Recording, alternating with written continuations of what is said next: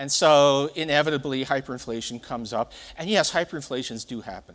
Hey there, Lincoln here from boacademy.org. Today, let's talk about hyperinflation, whether it's coming, and how you can benefit from it if it does come. And even if it doesn't come, how you should be investing your money to ensure that you're taking advantage of inflation and keeping ahead of the curve. So there's a lot of talk about hyperinflation and it's coming and there's going to be this great reset. And I'm convinced that most people who talk about hyperinflation are just fearmongers. And what they do is just tell you that the government's spending all this money, they're printing money with Jay Powell and the Federal Reserve, and it's the most amount of money we've ever spent, ever, and hyperinflation's coming, and it's like never before. But the thing is that I'm convinced that these people don't actually know what hyperinflation means. Hyperinflation is something that is virtually impossible to achieve because it's such a high mark, right? It's about 50% inflation month over month. And yes, hyperinflations do happen. They haven't happened a lot. By the way, the traditional definition of a hyperinflation economists love hyperinflation because we understand them really well, and so we love to dwell on them. And it's become a little bit hard to teach that particular class in your principles course because the hyperinflations are getting rarer and rarer. We're having fewer and fewer examples. So, Zimbabwe actually is on a dollar standard now. That's in the past. The traditional definition is 50% inflation a month. Let's be looser. Let's talk about 50% inflation per year. So let me give you a comprehensive list of the countries that currently have inflation exceeding 50% a year. South Sudan and Venezuela. End of story. There are no other traditional. There are not. If I drop that criterion to 30% a year, then I get a wider set of countries. But it's mostly governments don't abuse the printing press heavily. So that's 50% increase in the price of goods each month, over each month. We've never done it before. Actually, back in 1918, we got to 20% in a year, not over a month. In a whole year, we got to 20%. That's the highest amount of inflation we've had over the last 100 years, or just a little bit over 100 years. 20% in a year. Hyperinflation again is 50% inflation each month over month. We've never done that, and only a few countries have actually managed to do that. And usually this happens because of social issues, problems in the society, not with economic policy. So the fearmongers are doing just that, fearmongering, because it gets clicks. But in this video, I want to talk to you about how you can benefit from all of the fear out there and the actual inflation that's happening in our economy that's natural, that is healthy, because you need inflation in an economy to continue to grow. So in this video, we're going to talk about the downsides of inflation, the upsides of inflation, and how you can use it to your advantage to build your wealth and stay ahead of the curve. So real quick, what's inflation? Inflation is the increase in the price of goods over time. And what that actually means in plain terms is that your money becomes worth less over time. If you're holding $1 today and inflation is at 2% for this year, your dollar will become 98 cents because it's going to lose 2% or 2 cents of its value because the price of goods is going up by 2 cents over this year. That's the general gist of it all. So we want to actually keep inflation around 2%. That's a healthy mark. But people get afraid when it goes above that by to 5%, maybe 6%, 10%. We've seen that. And we've even seen 20%, right? A long time ago. We don't see that often. And we've had times where it stayed in the high teens. And those are scary times because you don't want the value of your currency dropping by that much in a single year. So we want to have inflation at around 2%. It encourages growth in our economy and it offsets the interest rates that the Federal Reserve sets for borrowing money. So those two work together, interest rates and inflation. The higher inflation goes, the higher they have to raise interest rates to offset that loss in value.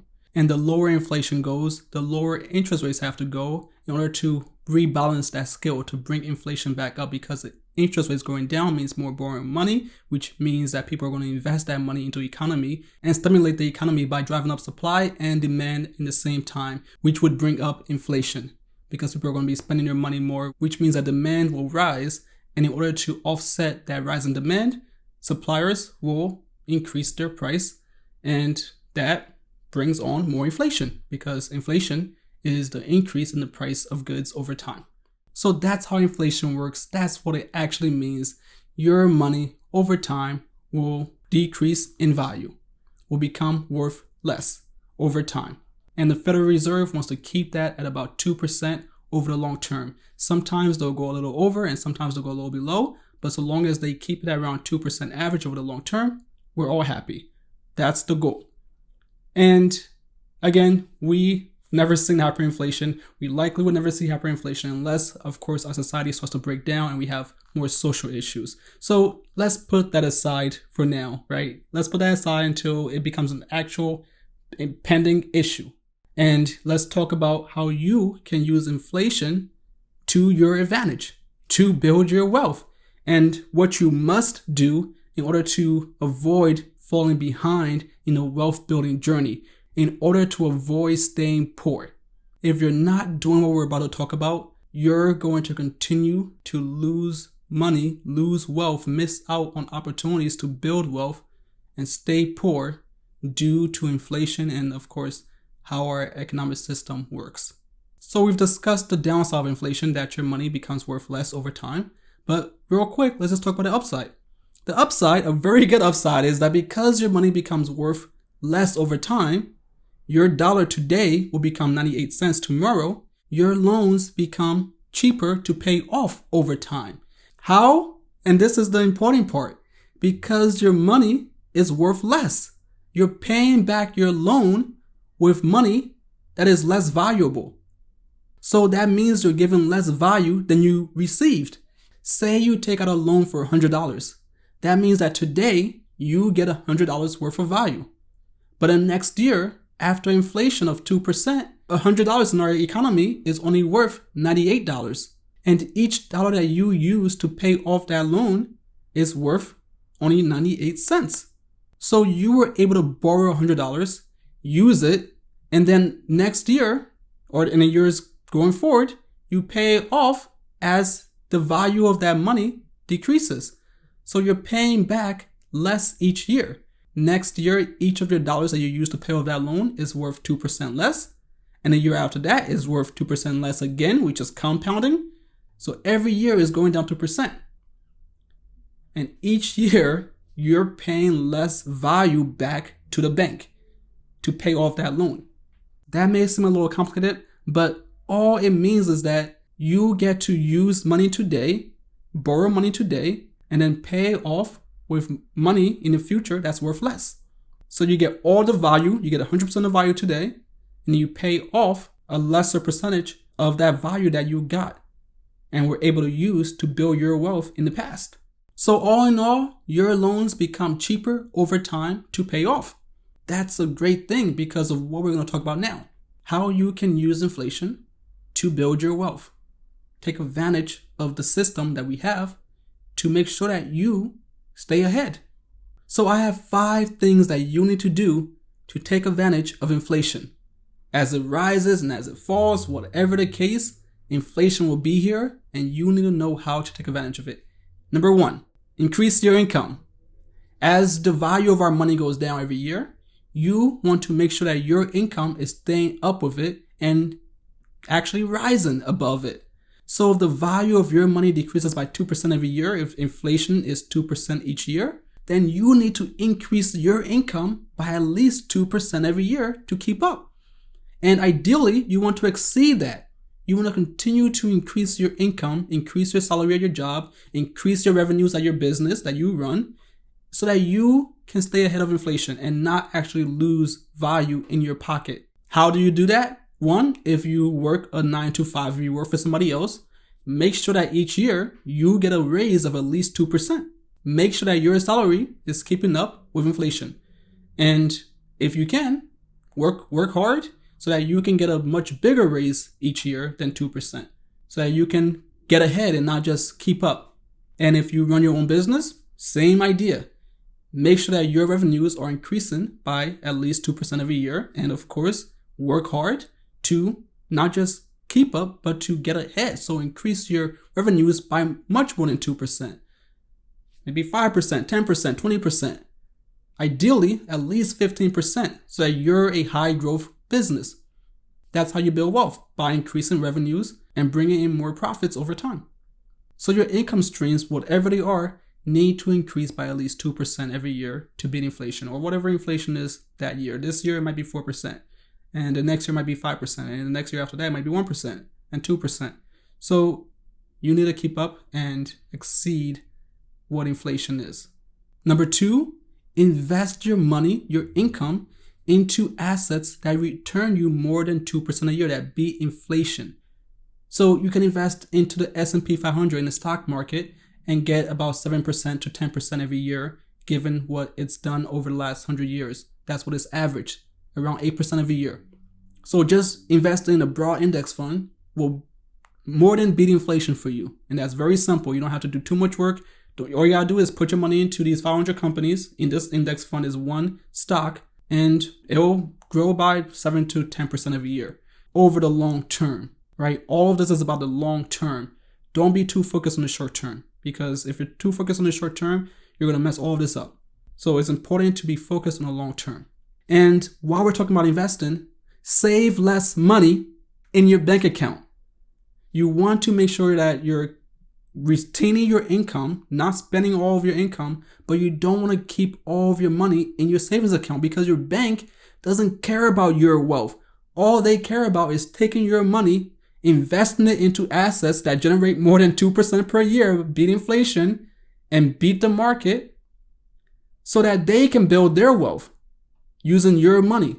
Instead, what you should do is take your money and invest as much as possible, as much as you're comfortable investing, at least 10 to 15% per month.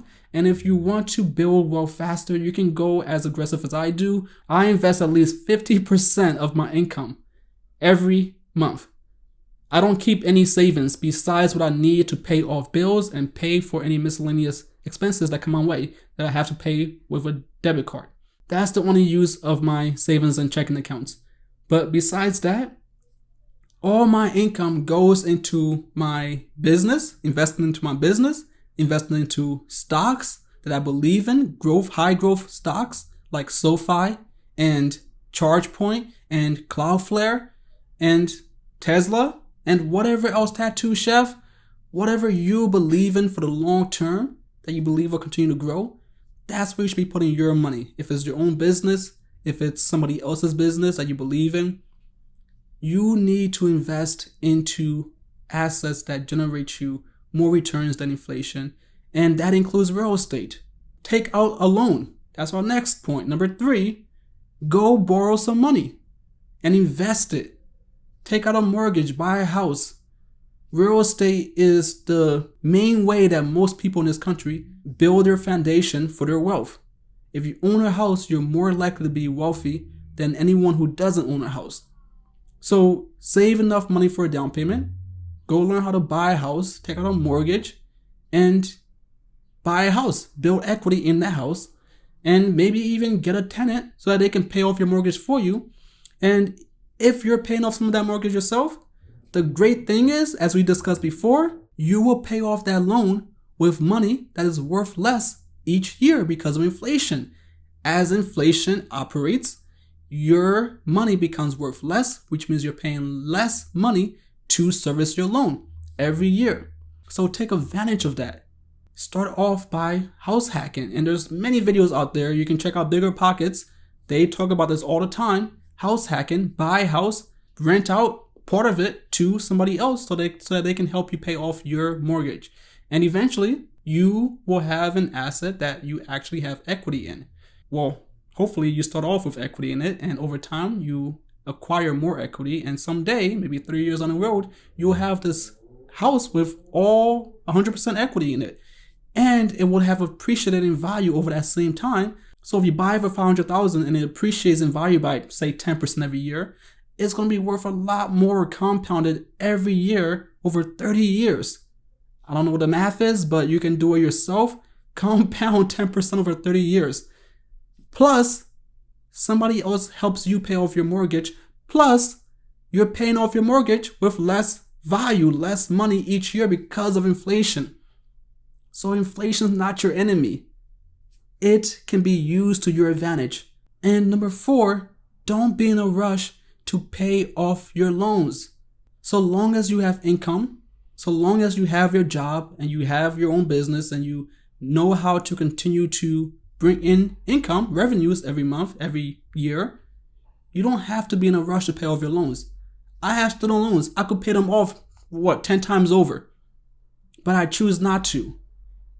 Because I know that I can use my money today because it's worth more to me today than it will be tomorrow. And it's worth more in my pockets than it will be giving it all to the bank. So I take my money, I keep it all to myself. I invest it into stocks, into real estate, into my own business. I build wealth over time, and I service that loan as well with less money each year, and eventually it'll be paid off. And whether that's next year or 5 years or 20 years on the road, I don't really care, because eventually I will pay off that loan. And so long as I have enough income to offset my expenses every month, and lenders are satisfied with my debt to income ratio, then I can continue to take out more loans, buy more houses, build more businesses, and build my wealth faster than if I take all of my money today and pay off my student loans and pay off my mortgage. Then what? I'm sitting with no money that I can invest. I have no money in my pockets to invest. So then I actually stay poor, though I have no debts. Having no debts is great if you have money to also invest. But if you take all your money and give it away to the banks, you're left with nothing. And then you have nothing to invest. And that is not good. That's worse than having debt. So don't be in a rush to pay off your debts. There's no reason to be in a rush unless you're getting ready to retire. Then yeah, go ahead and pay off your debts, because you won't be bringing in steady income, and you want to be debt free so that you can just breathe easy, not to worry about servicing some debt. But so long as you're still young and you're still building your wealth and you're still getting started, you don't need to be in a rush to pay off student loans or your house, your mortgage. You want to take on more smart debt and use that debt productively to provide value to society. And in turn, you get returns. And make sure that if you're going to take out debt, that you're beating inflation and you're hopefully getting great returns that are worth your time and effort. And number 5, lastly, invest. You must invest. If you hold cash, if you hold all your money in cash, that means that as inflation operates, all that money will be worth less each year. And it won't be bringing you money that will help you build wealth. You need to put your money to work. You need to invest your money so that it can bring you more money that you can then use again to invest and bring in more money and compound that over time. Warren Buffett, the greatest investor of all time, the reason he got there to that title was by investing over the long term. He compounded his investments over the long term. He didn't try to get rich quick. He didn't try to get into Dogecoin or into GME, GameStop, and AMC. He didn't try to get all of those things. All he said was, I want to find great companies and invest in them and just hold them. Buy and hold. That's what all the greatest investors do. If you invest your money, you will most likely beat inflation and it won't be a problem for you. And you don't have to time interest rates. You don't have to time inflation. You don't have to really care about that too much. So long as the society that you operate in, whether it be United States or the United Kingdom or Nigeria or Canada or Mexico or Australia, wherever you are, it's pretty similar in each economy. You have to invest to build wealth and beat the economic systems that are put in place to keep the system running smoothly. And those include inflation and interest rates. Those are guaranteed. And of course, taxes. So that's it. Hyperinflation is a lie. People out there trying to fearmonger, trying to get their clicks. It's mostly a non-issue. We've never had that as an actual issue in this country, and we likely will not have it for a very long time. And if you wait and see if we actually become a society that has hyperinflation, that might never happen. And if it does, it might be long into the future. You might be old and have no money because you never invested, and you can't retire, so you have to stay working at the local grocery store to bring in enough money to buy your pills and buy your catheter and stay healthy to enjoy whatever life you have left, because you'll be 70 years old and still working because you never retired, because you were afraid of this great reset that some guy told you on YouTube 40 years ago. So please, whatever you do, don't buy the fear. Don't buy the hype of the Great Reset and hyperinflation. The stock market, the real estate market, all of our systems go operating cycles. They will go up and they will go down. But over the long term, we've seen that they tend to go up and to the right. And if you invest and hitch your wagon onto the United States government, onto the United States economy, you will most likely end up on top and beat anyone else who's just trying to sit on the sideline and wait and see, and not invest their money and hold all their cash and pay off their student loans early and listen to Dave Ramsey because he says that debt is bad. Well, you have to understand the system and the nuances of it all. And what we learned in this video is that inflation is not inherently bad, and it can actually be used for good and for building your own wealth. And interest rates are used to offset inflation, and debt can be used to build wealth, and you pay off that debt with less money every year thanks to inflation. And so long as you invest, you will most likely end up on top regardless of it all.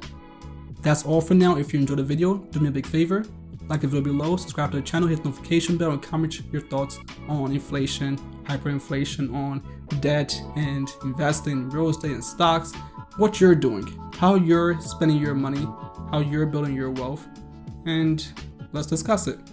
And of course, as always, these videos are brought to you by our patrons at patreon.boacademy.org, who support the channel financially and help me brainstorm new video ideas to share with all of you. In fact, this video was inspired by one of our patrons who was discussing with me my emergency fund and how I invest my money, all my money, instead of saving it all into my savings bank. So Scott, if you're watching, thanks for inspiring this video. And to everyone else out there, if you want to become a patron and get more access to me and get direct answers to your investment questions, then join us over at patreon.boacademy.org, where we discuss the stock market in real time every day in our Discord channel and share news, rumors, and new investment ideas so that we can all do our own research and then come back together and collaborate. And you will have a chance of winning $200 every month just for being a loyal and engaged patron. So if you're interested in all of that, I hope to see you over at patreon.boacademy.org. I'm Lincoln with boacademy.org. Thank you again and have a great day.